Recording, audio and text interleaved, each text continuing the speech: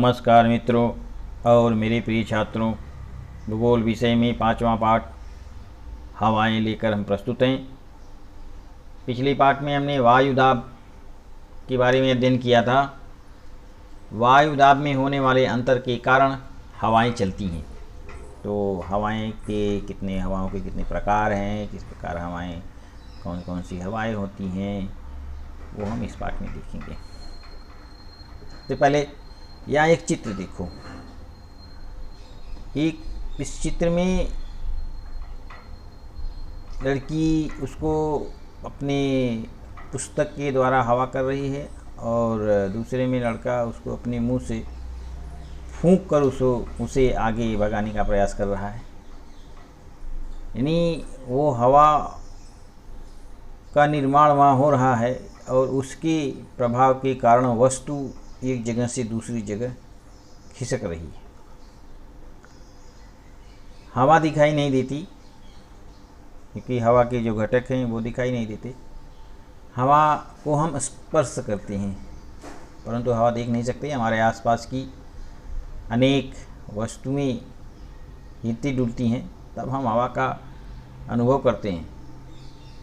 अर्थात हवा के बहने का पवन से संबंध होता है, तो फिर हवा बहती क्यों है, ऐसा प्रश्न निर्माण होता है। और वायुदाब वाले पाठ में हमने बताया था कि जब दो जगह के वायुदाब में अंतर होता है तो अधिक दाब से हवा कम दाब की ओर जाती है। कम दाब की पेटियों की ओर से क्षैतिज समांतर दिशा में हवा की हलचल होती है। जिधर कम दाब रहेगा उधर की ओर हवा आएगी। इन हलचलों के कारण पवन निर्मित होती है। वायुदाब में होने वाले अंतर की तीव्रता का परिणाम पवन की गति पर होता है। जितना अंतर अधिक होगा उतना ही पवन की गति अधिक होगी। वायुदाब में पाए जाने वाला अंतर कम होगा, वहाँ पवन मंद गति से बहती है। सामान्यतः वैश्विक स्तर पर वायुदाब में अंतर जहाँ अधिक होगा वहाँ पवन तेज गति से बहती है। पवन की गति भी अलग अलग रूप में पाई जाती है। पवन की गति प्रति किलोमीटर प्रति घंटा अथवा नॉट्स परिमाण इकाई में गिनी जाती है। संपूर्ण विश्व के संदर्भ में विचार करें तो पृथ्वी के परिभ्रमण का प्रभाव पवन के बहने की दिशा पर होता है। उत्तरी गोलार्ध में पवन अपनी मूल दिशा से दाईं ओर मुड़ती है तो दक्षिणी गोलार्ध में वे मूल दिशा से बाईं ओर मुड़ती हैं। यहाँ तुम्हें आकृतियों द्वारा दिखाया गया है। 5.2 का जो चित्र है यहाँ पे दिखाया गया है कि यह हवाओं की मूल दिशा और अधिक दाब से कम दाब की ओर और पृथ्वी के परिभ्रमण के कारण भी हवाओं की गति में परिवर्तन होता है। बताओ तो उत्तरी गोलार्ध में मध्य अक्षांशीय अधिक वायुदाब की ओर से विषुवतरेखीय कम वायुदाब पेटी की ओर बहने वाली हवाएं कौन सी हैं? चित्र के द्वारा चित्र का निरीक्षण करने के बाद इन प्रश्नों का उत्तर देना है। पश्चिमी हवाओं की दक्षिणी गोलार्ध में दिशा कौन सी है? मध्य अक्षांशीय अधिक दाब पेटियों की ओर से उपध्रुवीय कम दाब पेटियों की ओर कौन सी ग्रही हवाएं उत्तरी गोलार्ध में बहती हैं? ध्रुवीय हवाओं की दिशा दोनों गोलार्धों में एक समान क्यों नहीं होती है? दक्षिणी गोलार्ध में हवाओं के कौन कौन से प्रकार पाए जाते हैं? पूर्वी हवाएं उत्तरी और दक्षिणी गोलार्धों में किन दिशाओं में बहती हैं? हवाएं जिस दिशा से बहती हुई आती हैं वे उस दिशा के नाम से जानी जाती हैं। जैसे पश्चिमी हवा अर्थात पश्चिम की ओर से आने वाली हवा। हवा के बहने की दिशा, कालावधि, व्याप्त प्रदेश, हवा की स्थिति के आधार पर हवाओं के निम्न प्रकार बनती हैं। ग्रहीय हवाएं पृथ्वी के ऊपर अधिक वायुदाब पेटियों की ओर से कम दाब की पेटियों की ओर वर्षभर नियमित रूप से हवाएं बहती हैं। ये हवाएं पृथ्वी का विस्तृत क्षेत्र व्याप्ती हैं। अतः इन हवाओं को ग्रहीय हवाएं कहते हैं।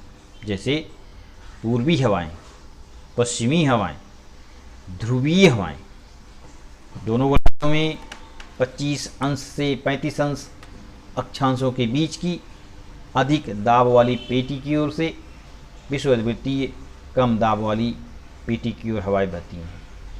ये बात अपने ध्यान में रख लो कि अधिक दाब से कम दाब की ओर हवाएं चलेंगी।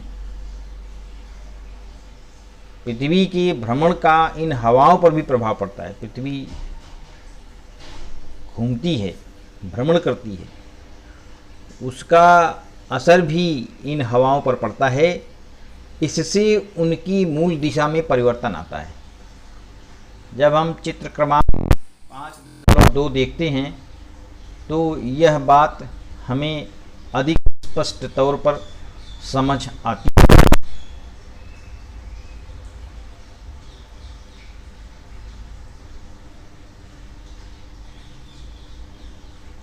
हवा के बहने की दिशा, कालावधि,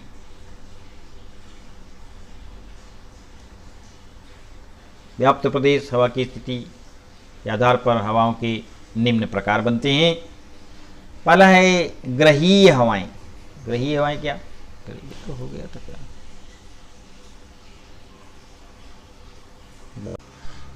हम ग्रहीय हवाओं की चर्चा कर रहे थे, तो चित्र 5.2 को देखेंगे तो वो ज़्यादा समझ में आता है। ग्रहीय हवाएं पूर्वी हवाएं, पश्चिमी हवाएं, पश्चिमी हवाएं, ध्रुवीय हवाएं, ये सब चीज़ें होती हैं। गोलार्ध में पृथ्वी की परिभ्रमण का इन हवाओं पर प्रभाव पड़ता है। इससे उनकी मूल दिशा में परिवर्तन आता है। गोलार्ध में यह हवाएं पूर्वोत्तर से दक्षिण पश्चिम की ओर तथा दक्षिण गोलार्ध में दक्षिण पूर्व से पश्चिमोत्तर दिशा में बहती हैं। ये दोनों हवाएं विषुवत रेखा के निकट शांत वायु पेटी के समीप आकर एक दूसरे से मिल जाती हैं। इन हवाओं को पूर्वी हवाएं कहती हैं। दोनों गोलार्धों में मध्य अक्षांशीय अधिक दाब पेटी की ओर से 60 अंश अक्षांश के समीप वाली कम वायुदाब की पेटी की ओर हवाएं बहती हैं। इसको समझने के लिए हमें आकृति 5.3 देखना पड़ेगा। आकृति 5.3 देखो, यहाँ पर है। यहाँ पर विभिन्न दाब की पेटियाँ बनाई गई हैं, दिखाई गई। कहाँ कम दाब की पेटी है, हवा की दिशा दिखाई गई है। उसके द्वारा, चित्र के द्वारा हमें ज़्यादा समझ में आएगा। पृथ्वी के परिभ्रमण पर हवाओं पर प्रभाव पड़ने से उनकी मूल दिशा बदल जाती है। दक्षिणी गोलार्ध में हवाएं पश्चिमोत्तर से दक्षिण पूर्व की ओर तथा उत्तरी गोलार्ध में दक्षिण पश्चिम से पूर्वोत्तर की ओर बहती हैं।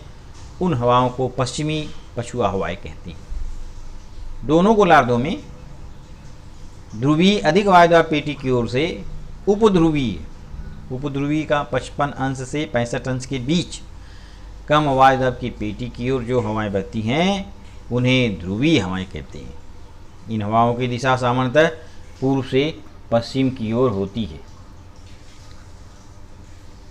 वह स्थानीय हवाएं, जो हवाएं अल्पावधि और विशिष्ट प्रदेश में निर्माण होती हैं और अपेक्षाकृत सीमित क्षेत्र में बहती हैं, उन्हें स्थानीय हवाएं कहती हैं। यह स्थानीय हवाएं जिस प्रदेश में बहती हैं उस प्रदेश की मौसम पर इन हवाओं का प्रभाव पड़ता है। ये हवाएं भिन्न भिन्न प्रदेशों में अलग अलग नामों से जानी जाती हैं। अब यहाँ ये देखो, एक चित्र द्वारा यहाँ समझाया गया है। भूसतह की ऊंचाई, ज़मीन का और पानी का तपना, ठंडा होना, वायुदाब आदि बातों से ध्यान में लो तो ये चीज़ दिखाई देता है कि ये घाटी की हवा है। हवा गर्म होकर ऊपर उठ रही है। घाटी हवा की विशेषताएं यहाँ दी नहीं गई हैं।